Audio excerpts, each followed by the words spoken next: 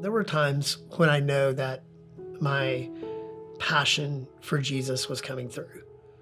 I know there was a lot of time where my relationship with Jesus was virtually non-existent, but I knew all the Jesus-y things to say. I knew how to perform in a way that looked very polished and give the perception that I was deeper than I was.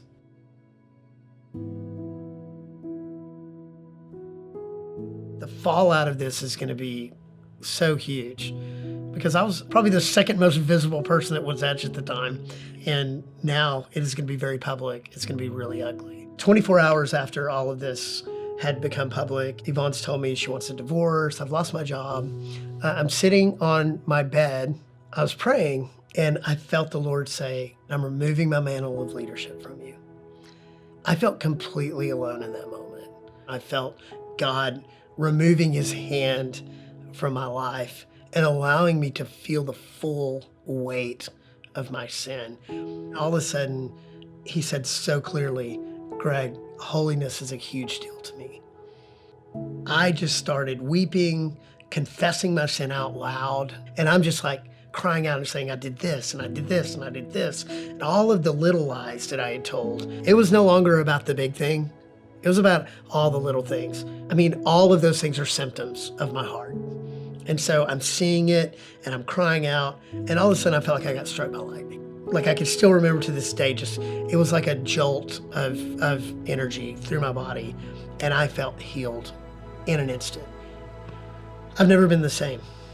Like, because of this event that had happened with Jesus, 24 hours later, Yvonne saw something in me and chose to forgive me and said, we'll work through this.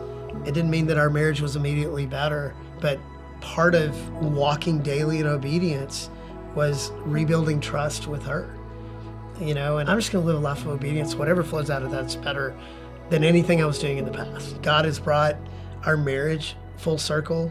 We celebrated our 35-year anniversary on September 1st. God has redeemed our marriage.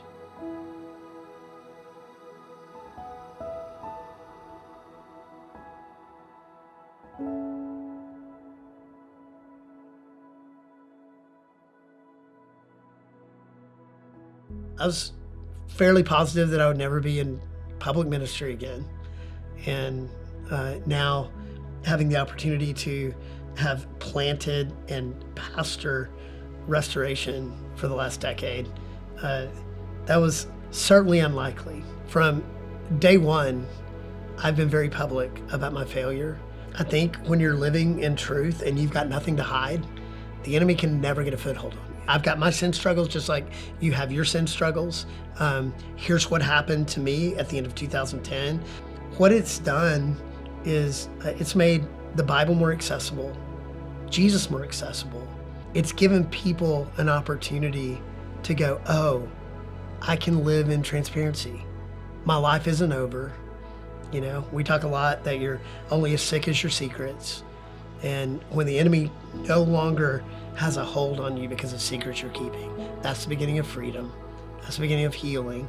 I would say today, I'm healed and still healing. I'm still broken. Yes, the blood of Jesus covered my sin, but I'm in repair. And it's not until I meet Jesus face to face that I'll be fully restored. And so that gives me the freedom to continue to live transparently because I'm not supposed to have it together. It's never been the point. My point is dependence on Jesus.